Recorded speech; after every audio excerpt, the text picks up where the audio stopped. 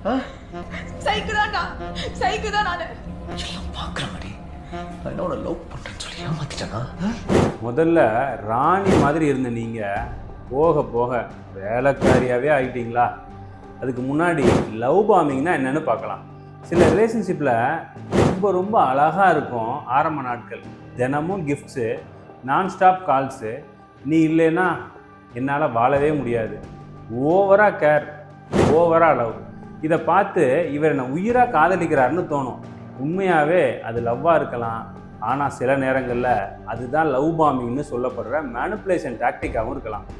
அதுக்கப்புறம் இக்னோர் பண்ண ஆரம்பிப்பாங்க, அவமானம் கூட படுத்துவாங்க, எல்லாத்தையுமே கண்ட்ரோல் பண்ணுவாங்க, எப்பவும் குறை சொல்லிக்கிட்டே இருப்பாங்க.